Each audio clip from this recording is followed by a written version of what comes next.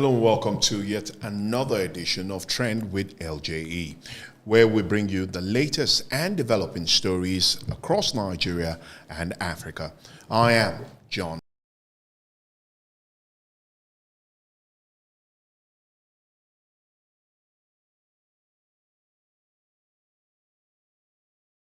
At LJE Nigeria.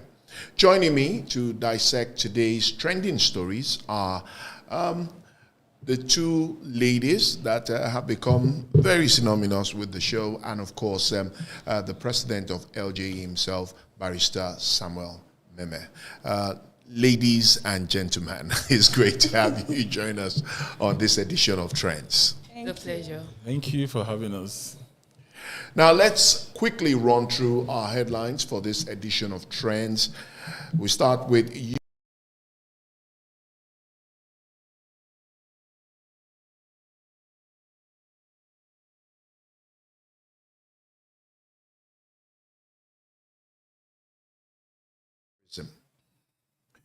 Nigerian in U.S. military urges citizens to accept Donald Trump's plan to fight Boko Haram. Lawyer Inebe Effiong and Nigerians react to Pastor Femi Lazarus's comment on Trump's threat. And Regina Daniels' brother, Sammy West, regains freedom as Showore accuses Senator Ned Nwoko of interference in police operations' illegal surveillance. Now let's head straight to our lead story, where the United Kingdom government has issued a travel advisory warning its citizens against traveling to Nigeria due to high threat of terrorism, kidnapping, political violence, and street crimes in Borno, Yobe, Adamawa, and Gombe states. In the advisory published on its website on the 21st of October, the country's Foreign Commonwealth and Development Office, FCDO, said terrorism is widespread, particularly in northeast and northwest of Nigeria, where armed bandits and radical Islamic groups operate. It also warned against trips to Zamfara and Katsina states in the northwest. For other states in the regions, it advised against all but essential travel. The advisory recommended the same for Niger, Kogi, Plateau, and Taraba states in the north central. It also described as heavy security presence as a sign of particularly high risk of terrorist presence, as these groups sometimes construct unauthorized vehicle checkpoints on major highways.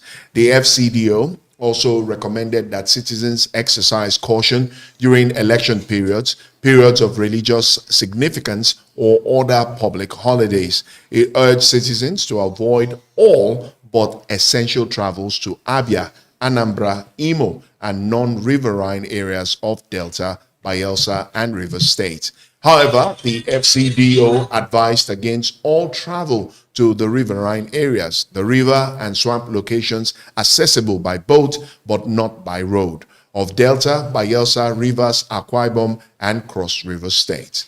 The FCDO noted that in the southwest, such as Lagos State, violent crimes such as mugging, kidnapping, carjacking, and armed robbery are common.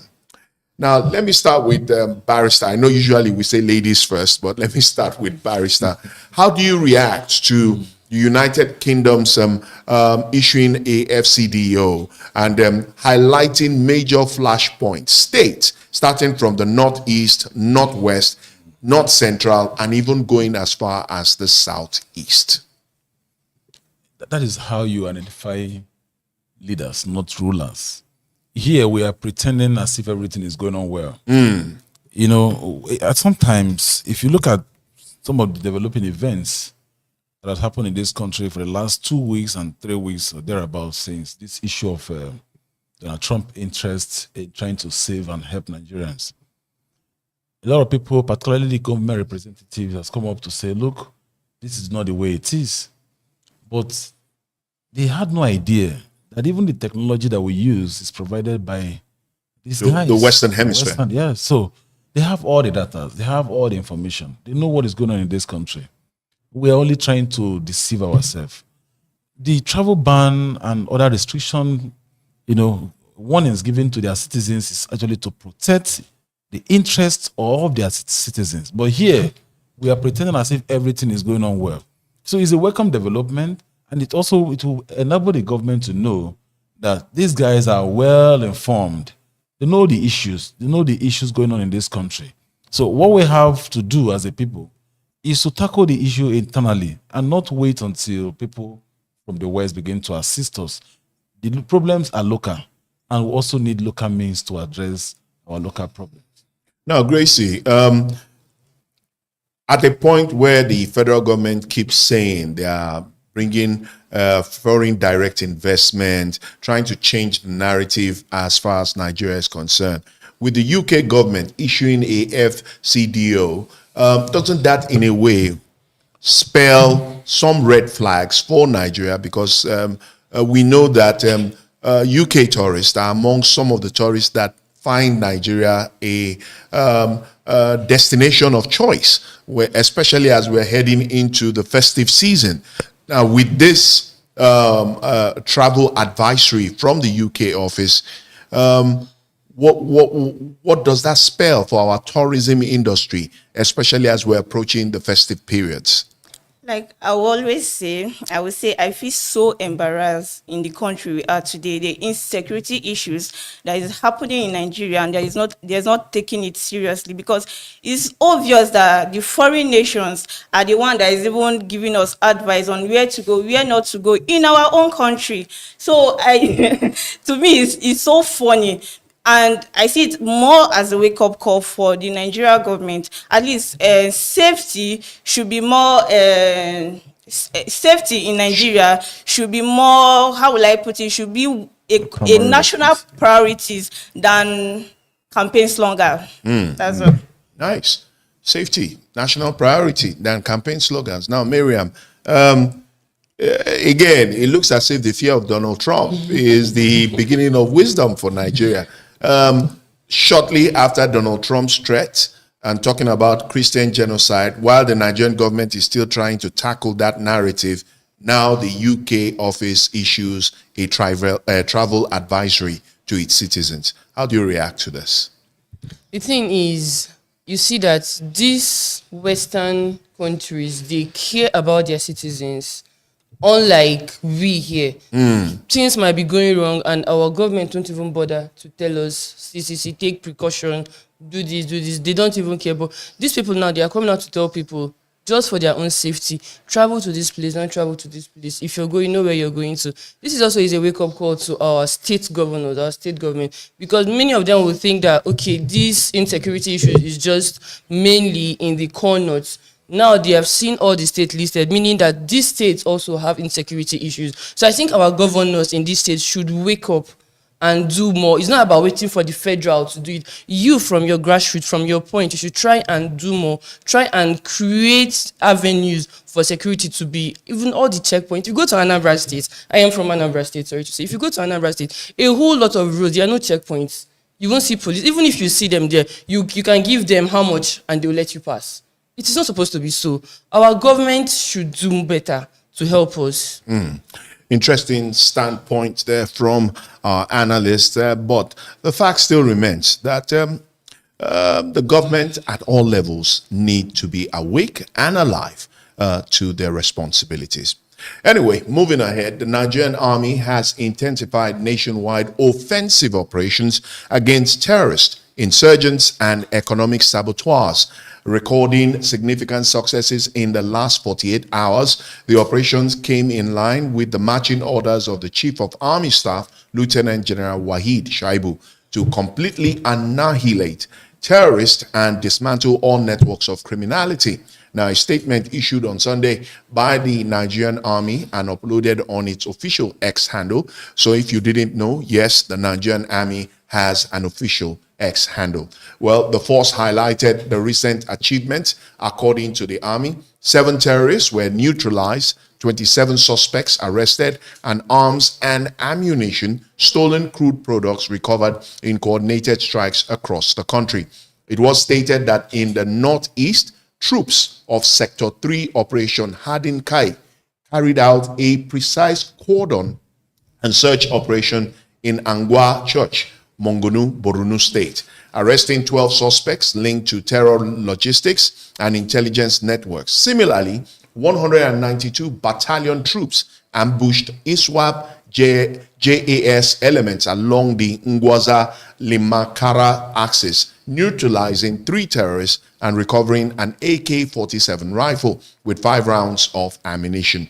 Troops of 25 Brigade Dambwa also neutralized terrorists while trying to infiltrate the troops' location to conduct reconnaissance under false pretense. Operations in Northeast and North Central saw further gains as troops of Operation Enduring Peace in Kaduna State raided a terrorist hideout in Kauru, local government area of the state, neutralizing 2 insurgents responsible for recent attacks on innocent civilians. In Plateau State, troops arrested 4 suspects involved in the murder of 2 civilians in Riom local government area of the state, while in Niger State, Operation Fasten Yama eliminated a terrorist scout and recovered a motorcycle, mobile phone, and other operational items. The Army also reported success in the South-South region, stating in Akwa Ibom State, troops of 2 Brigade arrested 3 illegal miners involved in black sand trading, while 144 Battalion in Abia State, Southeast Nigeria, discovered an illegal refinery site containing over 1,000 liters of stolen crude oil. Similarly, troops of 34 Artillery Brigade uncovered another refining hub in Ohaji, Egbema, Imo State, where they seized 6 drums of stolen crude oil and a canoe used for transportation. In Delta State, troops of 90 Amphibious Battalion apprehended 3 suspects, including an impostor dressed in military camouflage uniforms during a snap checkpoint in Sapele. The statement emphasized that these coordinated and simultaneous strikes across the country reaffirmed the Nigerian Army's revitalized combat posture and renewed determination under Lieutenant General Shaibu's leadership to take the fight to the enemy's doorstep and destroy all threats to national security. The Army further assured Nigerians of its commitment, affirming that the new phase of operations marks a turning point in the war against terrorism, banditry, and oil theft. Now, Gracie, let me start with you. How do you react to the fact that the Nigerian Army has renewed vigor in terms of its fight against terrorism, banditry, and criminality? I would say, at least, I love how Donald Trump is putting everybody on their toes. Yes. Because, in fact, let me start like this. We all know how the Nigerian government has been pampering the Fulani herdsmen. The government has been pampering the bandits, because this thing that is happening in Nigeria today is not something that is starting today. It's not something that have started last year or last 2 years, last 3 years. This is a systemic something that has started over 10 years, and they are doing nothing about it, because it's not all about going for condolence visit, because the primary essence of government is security and the welfare of the people. But once, if the government cannot guarantee us this, then we are in trouble, especially the killings or things happening in a specific place or targeted at a particular people, then I see it very, very questionable. Then now the Nigerian Army, they have declared nation war against those terrorists. Okay, fine. I would say is a bold step. But what is the boldness without strategy? Because for so long they have been fighting symptoms instead of the real causes of those things happening in Nigeria. So I would not say this fight is not all about bullets and uniform. At least those loan our government is collecting, that we don't even know what he's using it for. At least he can use it for to get arms, to get weapons for the Nigerian Army, so that we know what they are fighting exactly. Because those people, they are not ordinary people that you just go and use bullets and start shooting at them. It's not possible. So before you win a war or before you win a fight against those people, those people that is going there have to know what they are going to fight for. So that is it. Thank you. Thank you. Thank you. Barrister Samuel, the Nigerian Army now has more or less declared war on terrorism and banditry. One will wonder, is the new service chiefs, the change of leadership, is that primarily the catalyst for this new drive? I have always had confidence in Nigerian Army all along. I've always had confidence in Nigerian Army precisely. But police, they are doing their best. What we are lacking in this country is good governance. Good governance is the bane of all of these issues we are having. And let me say this emphatically. No matter how much troop you send down to the Boots on the ground, communities to quench and to make sure you arrest the these so-called whether you call them bandits or you call them whatsoever, but we all know the root cause some of these issues. The government should also set mechanism in place for good governance. Good governance, accountability is one major driver that will drive the peace that we desire in this country. This simply means that in the quest of asking for help from international bodies, the governance structure of this country, from the federal, the states, and the local governments, must begin to be accountable. They must begin to see that they are developing the communities. They must begin to see that they are bringing infrastructures to the system, to the people. They must create job, and they must be seen to be doing that, not rhetorics, not citing figures. We must see them in real time. Because if you arrest people who are carrying out these criminalities, some of these guys are going into this. I'm not holding brief for them, but I know that as for someone who has nothing to do, most time would want to go into crime.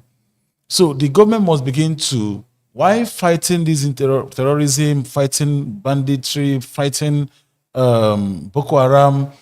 If you go to the core notes, like you cited the first story that we highlighted here earlier on, when you cite some of these states that was published by the British government, you see poverty, high rate of poverty in these states. And you've had governors in all of these states. You have had local government chairmen. You have had councillors. Every news and crying of this country is represented in the seat of power. The question is, what are they doing for the people? What are they doing for the people? The local government are receiving allocations monthly. There are some local governments in this country that have not constructed a road for the past 4 years. And allocations are going on. In this country, there are people who believe that they are the owners of this country, particularly the northern rulers and some other southern rulers. They believe that power must belong to them. But if you take a look at some of the antecedents, their past leaders, what have they done for their people? Big question. What have they done for their people? That is the question. It's not about they are using insecurity to make it look like they are fighting insecurity. They are not fighting insecurity. Poverty is looming in this country. You cannot quench people hunger that are angry in this country. So while you are making all effort to fight terrorism, you must make more efforts. 90% effort must be put into good governance, 10% into security. Then you get it right. Miriam, now some of these bandits, terrorists, have fingered either state governments or even the federal government. Just recently, bandits in the north fingered northern governments for having instigated banditry and even terrorism.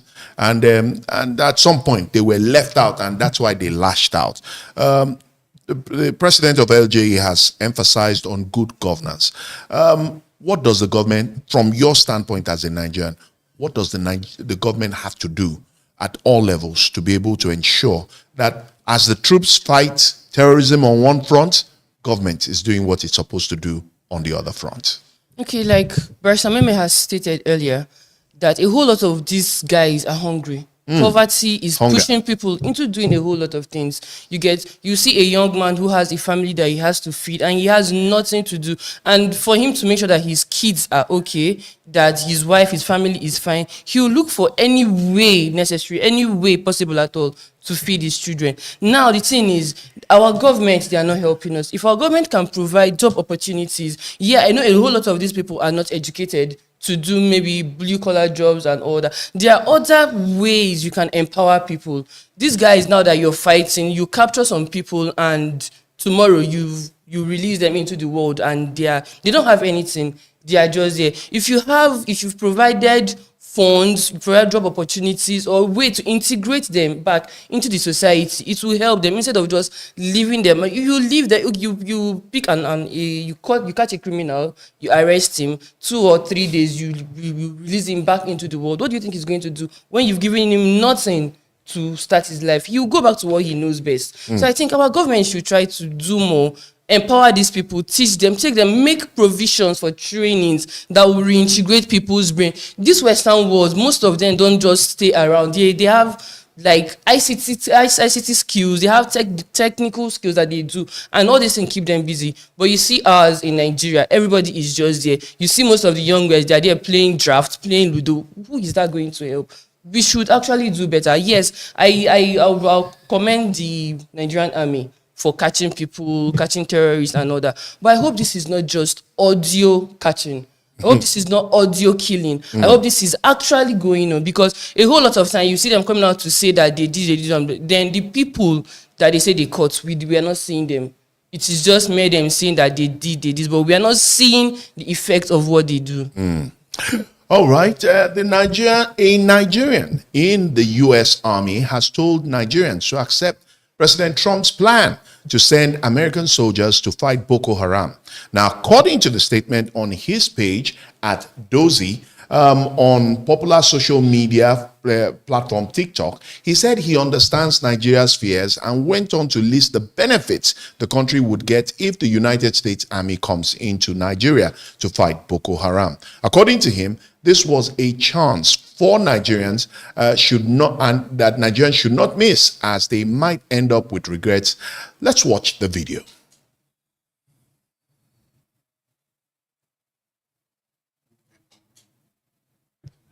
Well, this comes days after the U.S. president issued a message to the Nigerian government calling for an immediate end to the alleged genocide against Christians. Now, Nigerians in the U.S. Army say fear about U.S. troops are wrong. We'll take a quick break, and when we return, we'll discuss lawyer Efyong's Nigerians' reactions to Pastor Femi Lazarus' comment on Trump's threat and the release of the brother of Regina Daniels and, of course, Showere's alleged implication of Senator Ned Nwoko. All that and more in just a moment. Keep sharing the stream.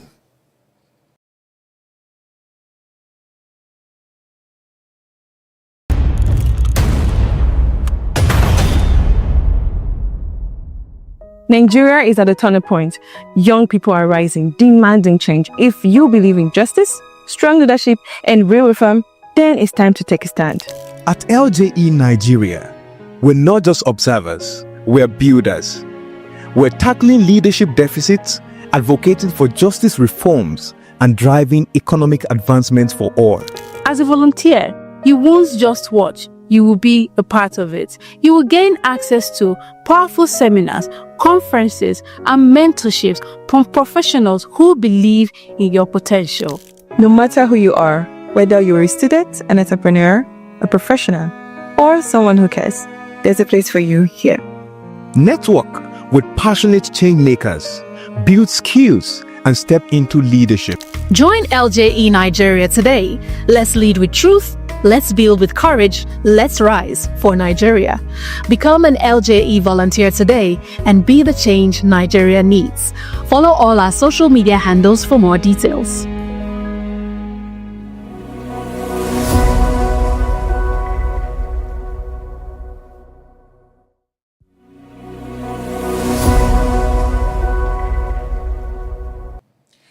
Thanks for staying tuned and keep sharing that stream. It's still Trends with LJE. Human rights lawyer Inebe Efyong has dismissed the recent comment by Pastor Femi Lazarus, founder of the Sphere of Light Church, concerning Nigeria's security problems as embarrassing. Now, Pastor Lazarus recently alleged that the recent show of concern by the United States over Nigeria's internal affairs is not genuine, but a deliberate move to create division within the country, adding that America's claim about Christians being killed in Nigeria is not innocent, suggesting it as a part of a wider plan to destabilize the nation, warning that the sudden interest from the U.S. is a strategy to divide Nigeria so they can later interfere for their own benefit. Reacting, lawyer Inebe Efeong stated that the Pastor Lazarus' comment portrays him as someone who has been compromised. Meanwhile, Nigerians have taken to social media to express mixed reactions to comments made by Pastor Femi Lazarus. Some users praised the cleric for speaking the truth to power, agreeing that foreign nations often act in their own strategic interest. Others, however, criticized his statement as inspirational and misleading, arguing that it highlights religious violence should not be politicized. Let's hear Pastor Femi Lazarus. America that they are killing Christians in Nigeria. Okay, it is not innocent. It is not innocent. When Goodluck Jonathan was in power, Nigeria needed to buy certain things to use in fighting that battle. The one who blocked us was America.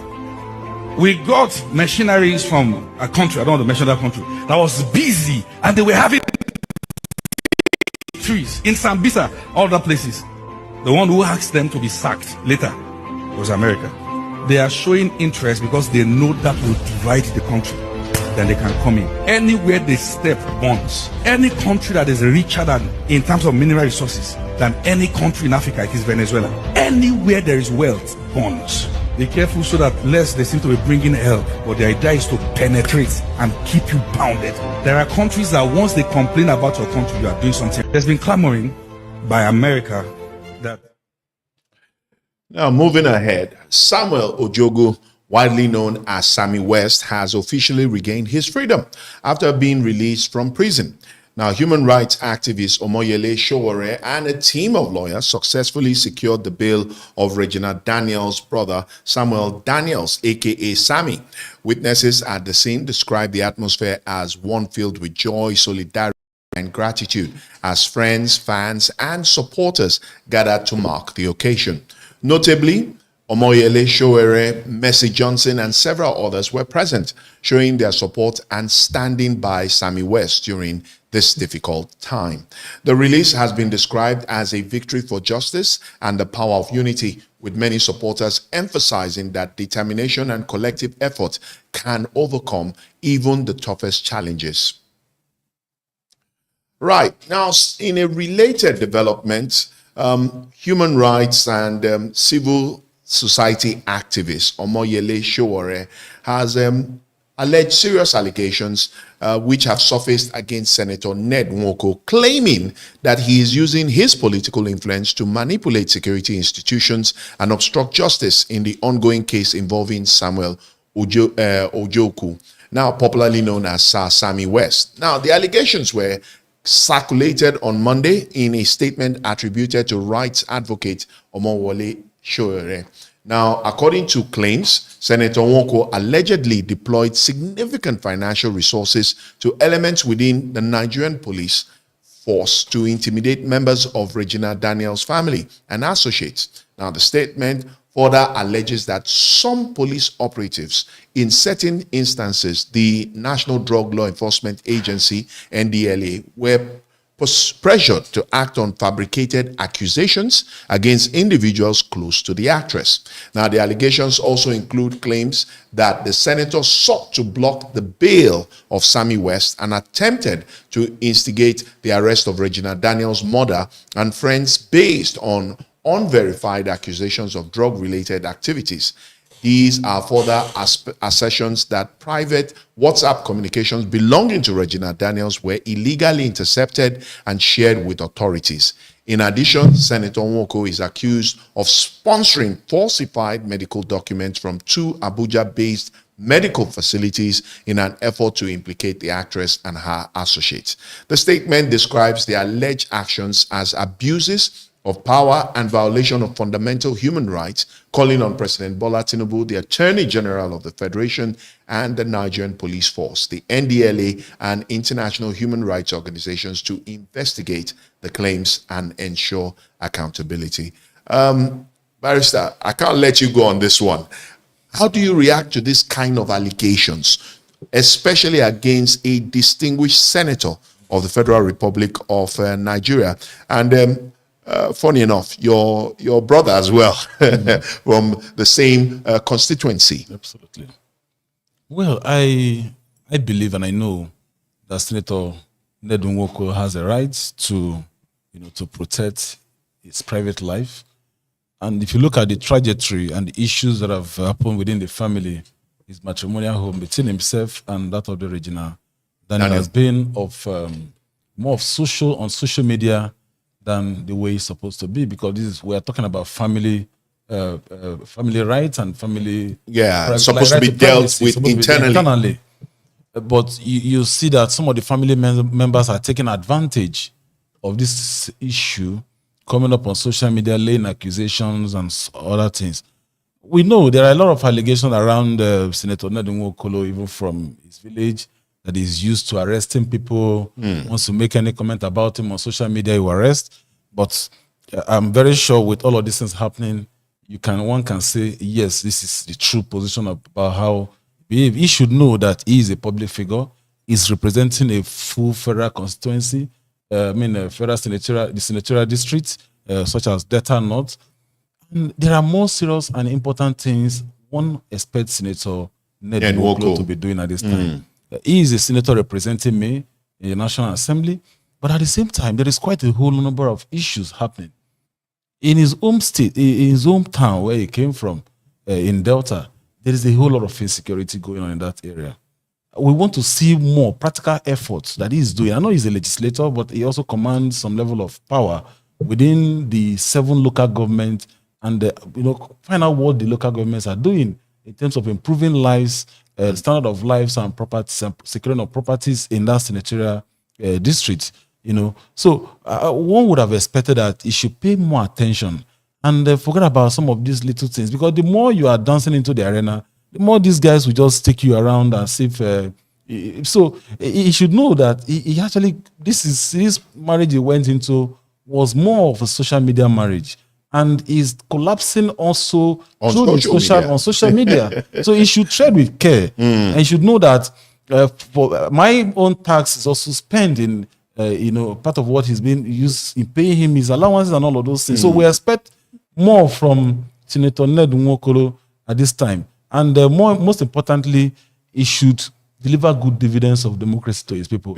And he should forget about lastly, he should forget about considering taking Delta North out of Delta State to make it to part of our normal state. Just trying to get a political score. So I suppose Ned Nwoko is one person who have been using police to harass people, even from his community. Wow. And we can say that without any fear or favor. And that is what he is used to. He should tread with careful, because this is a social media guy, so there is nothing he can do at this time.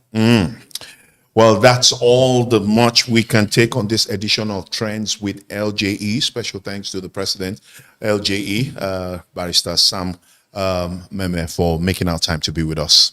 Thank you very much. And of course, to the ladies, Gracie and Miriam, again, thank you for your brilliant contributions to the show. Thank you. And to the audience, don't forget to follow, like, and share, and click on that button, and you can be part of our growing online community and also part of the conversation. Don't forget to follow at LJE Nigeria on all social media platforms. Till we'll bring you another incisive edition of Trends with LJE. I am John Nkamian. Bye for now.